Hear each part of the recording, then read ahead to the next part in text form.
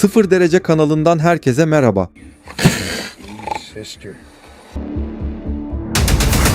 Vahşi hayvanlar kontrolden çıktıklarında birkaç saniye içinde sıradan bir anı gerçek bir kabusa çevirebilir. Bazen bir safari gezisinde, bazen de doğanın herhangi bir köşesinde insanlar kendilerini dünyanın en tehlikeli canlılarıyla karşı karşıya bulabilir. Bugün bu videoda kameralara yakalanan vahşi hayvanların en inanılmaz saldırı anlarını ve saldırmaya çalıştığı korkutucu görüntülerini izleyeceksiniz.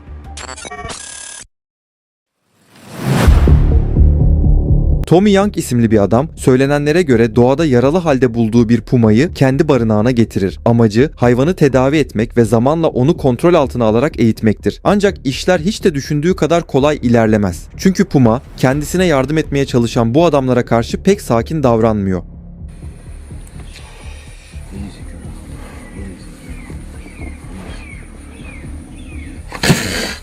Sister.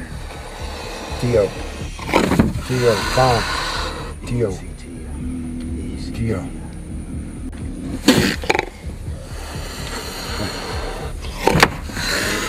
Adam elindeki çubuk ile her ne kadar pumayı kontrol altına almaya çalışsa da bu yeterli olmuyor. Bir diğer adam ise elindeki kalın eldivenle pumaya bir miktar yaprak uzatıyor. Neden yaprak uzattığını tam olarak bilmiyorum ama belki de pumanın daha sakin tepki vereceğini düşünmüş olabilir.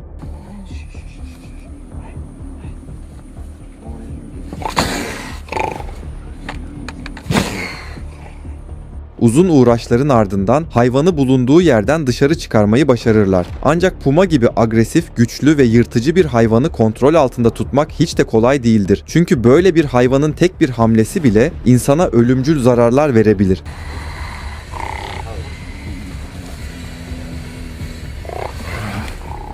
Fitriani adlı Endonezyalı bir adam, YouTube kanalında timsahlarla ilgili videolar paylaşan, Endonezya'da oldukça tanınan bir içerik üreticisidir. Kanalında genellikle nehirlerde kayıkla dolaştığı, timsahları beslediği ve bu tehlikeli hayvanlarla oldukça yakın temas kurduğu görüntülere yer veriyor. Ancak videolarından birinde dev bir timsahın yanına yaklaştığı sırada timsah bir anda kayığa çarpıp ürkütücü bir şekilde kayığın altına dalıyor. Situ aja, situ aja, situ aja. Situ aja, Naya. Apa-apaan ini?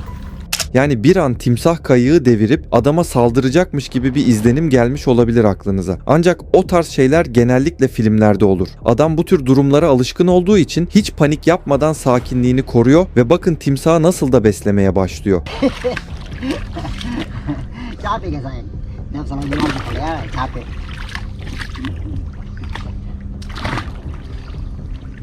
Jatuh lah. Tabraknya perahunya, ngerinya. Sayap lagi, sayap.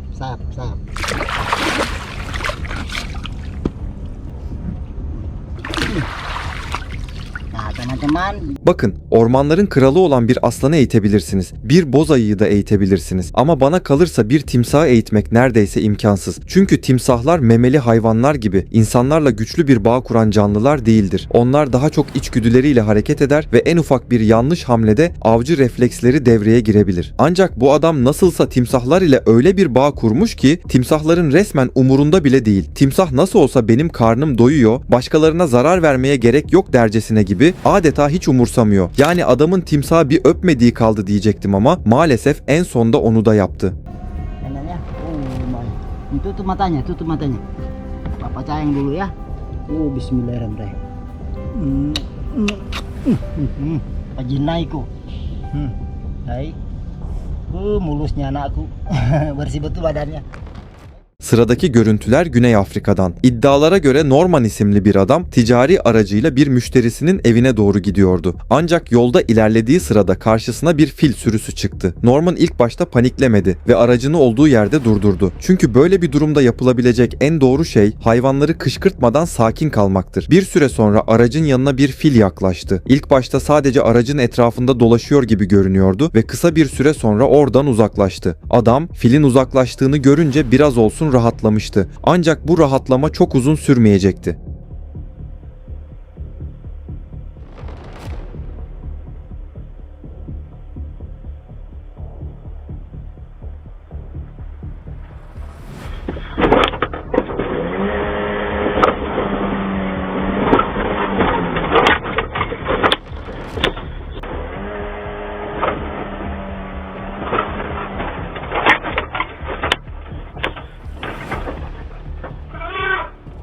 Videoda da gördüğümüz gibi ilk başta zararsız gibi görünen bu fil aracın yanından uzaklaştıktan kısa bir süre sonra agresif bir şekilde geri dönüyor. Ardından koşarak araca doğru geliyor ve kaputa sert darbeler vurmaya başlıyor. Filin gücüyle araç geri geri itilince olay gerçekten ürpertici bir hal alıyor. Adam ise tüm bu korkutucu anlara rağmen sakinliğini korumayı başarıyor. Neyse ki fil araca daha fazla zarar vermeden ve daha büyük bir tehlike yaratmadan saniyeler sonra oradan uzaklaşıyor. Bu ticari aracın son hali ise bu şekilde. Yani fil resmen kaputu kağıt gibi ezmiş.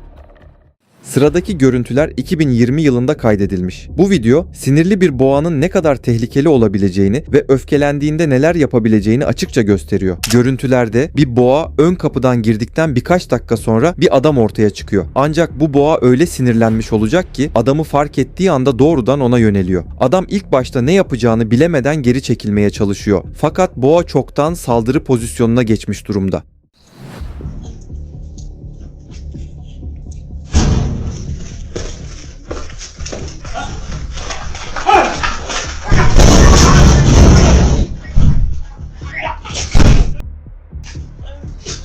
Adam daha ne olduğunu anlayamadan bir anda üstüne doğru koştu ve onu resmen köşeye sıkıştırdı.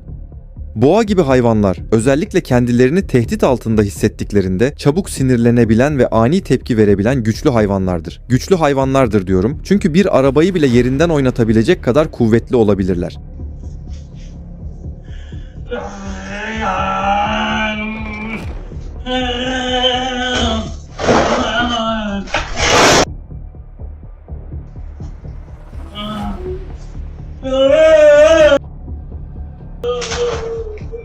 Yani boğanın öfkesi hala dinmiyor. Bir süre etrafta dolandıktan sonra yeniden adama yöneliyor ve öfkesini tekrar ondan çıkarıyor.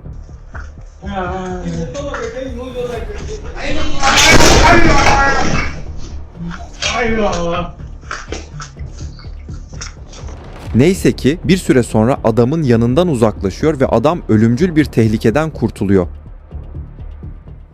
Peki boğadan sonra bir bizon ne kadar tehlikeli olabilir? Amerika'daki Yellowstone Ulusal Parkı bizonlarıyla oldukça ünlü bir yerdir. Parkın doğal güzelliklerini görmek için her yıl binlerce turist buraya gelir ve çoğu zaman bizonlarla oldukça yakın mesafeden karşılaşır. Kaydedilen bu görüntülerde ise bizonlardan biri kontrolden çıkıyor ve hiç beklenmedik şekilde bir kadının üzerine doğru koşmaya başlıyor. Ancak işin en ürkütücü tarafı kadının bizondan kaçmaya çalışırken aniden yere düşmesi.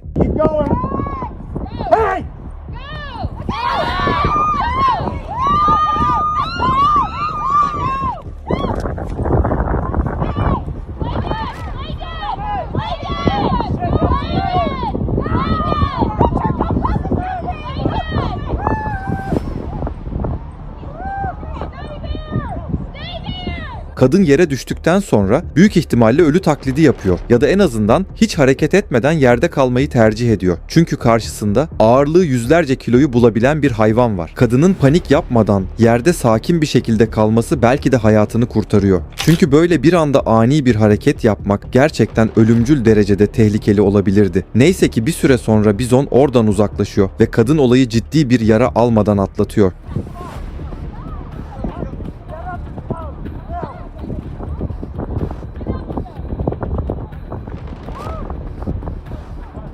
Yani bizonlar kalabalık insanların önünde kontrolden çıktıklarında gerçekten ciddi tehlikelere yol açabiliyor. Dışarıdan sakin ve ağır hareket eden hayvanlar gibi görünseler de öfkelendiklerinde ya da kendilerini tehdit altında hissettiklerinde saniyeler içinde saldırganlaşabiliyorlar.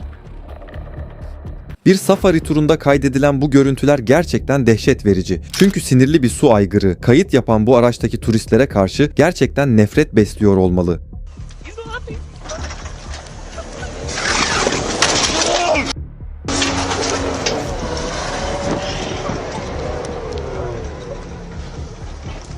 Wow.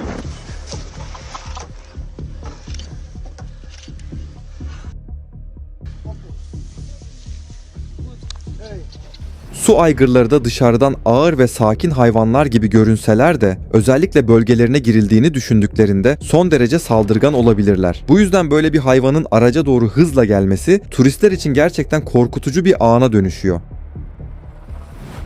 Sıradaki görüntülerde ise yine oldukça sinirli ve bir o kadar da aç görünen bir fili görüyoruz. Wild Elephant Hub isimli kanal tarafından paylaşılan bu görüntülerde fil yolun ortasında bekleyerek gelen araçları durduruyor ve adeta insanlardan yemek istiyor. Ancak fil minibüsün yanına geldiğinde işler biraz değişiyor. Yani ya minibüstekiler file yiyecek vermiyor ya da sadece araçla oynamak istiyor.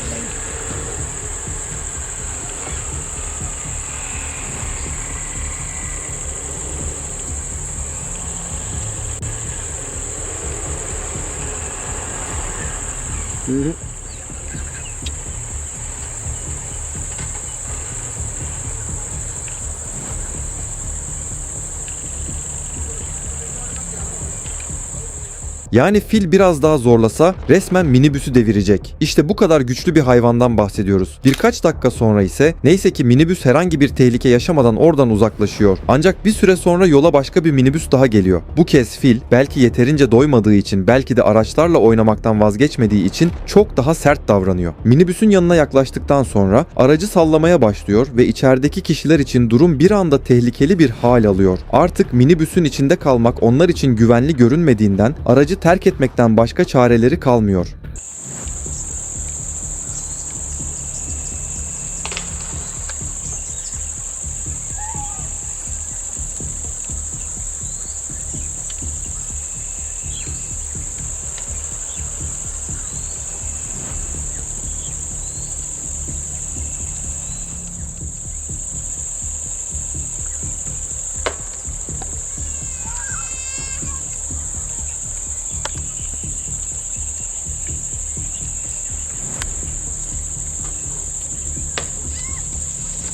Araçtan inmeyen tek kişi galiba şoför. Bir süre sonra fil amacına ulaşmış olacak ki sonunda minibüsü rahat bırakıyor. Peki sizin aracınızı böyle bir fil sallasa tepkiniz nasıl olurdu? Bir sonraki görüntülerde erkek bir aslan görüyoruz. Vahşi yaşam turunda kaydedilen bu videoda aslan ilk başta oldukça sakin davranıyor ve görüntüyü kaydeden kişiler onu dikkatle izliyor. Ancak bir süre sonra aslan öyle ani bir tepki veriyor ki kaydı alan kişiler adeta neye uğradığını şaşırıyor. Sakin görünen ortam bir anda bozuluyor. Mating not enough food, you see? How do you see he's angry? Look at his stomach. When they're full, the stomachs stand like this.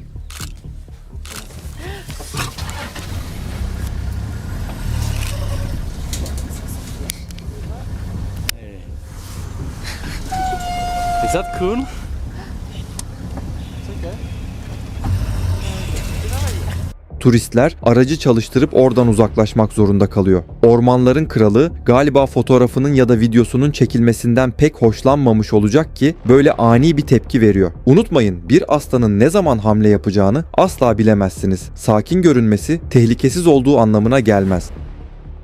2023 yılında Meksika'da gerçekten şok edici bir görüntü kaydı alındı. Bir aile piknik masasında yemek yediği sırada yanlarına siyah bir ayı geldi. Ayı o kadar aç görünüyordu ki kadının ve çocuğunun bulunduğu masaya çıkıp adeta yemeklere daldı. Kadın yaşadığı korku nedeniyle çocuğunun yüzünü kapattı ve hiç ani hareket etmeden ayının sakince yemek yemesini izlemek zorunda kaldı.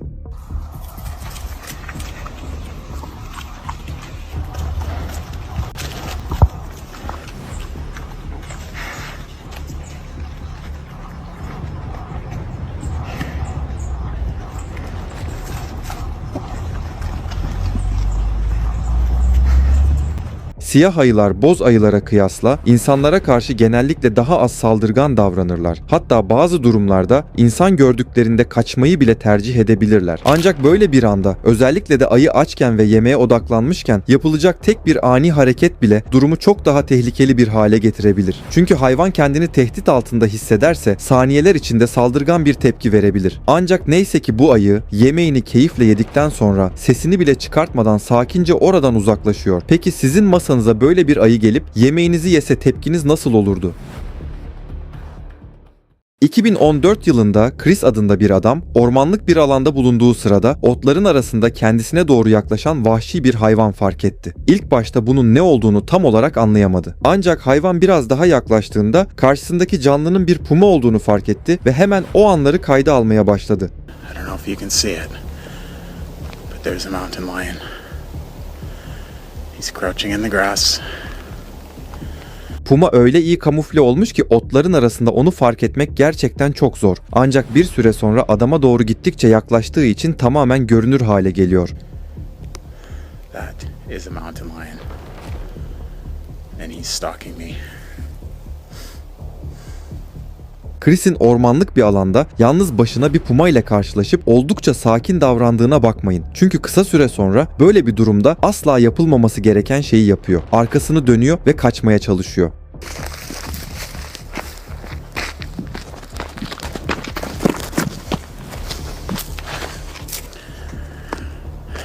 Hey, Mr. Mountain Lion.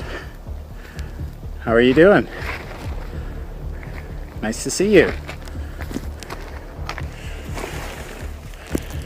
Nice to see you. I am much bigger than you. Chris bu noktadan sonra hayvanı uzaklaştırmayı başarıyor. Ancak puma uzaklaşsa bile Chris'in etrafında dolanıyor ve onu uzaktan izlemeye devam ediyor. Bir süreliğine uzaklaşmış gibi görünse de kısa süre sonra yeniden adamın yanına doğru yaklaşıyor. Stay back. Stay there. I'm not afraid of you. Neyse ki puma bir süre sonra arkasını dönüp oradan uzaklaşmaya karar veriyor. Yani ormanlık bir alanda yalnız başınıza bir pumayla göz göze gelmek gerçekten son derece ürkütücü bir durum.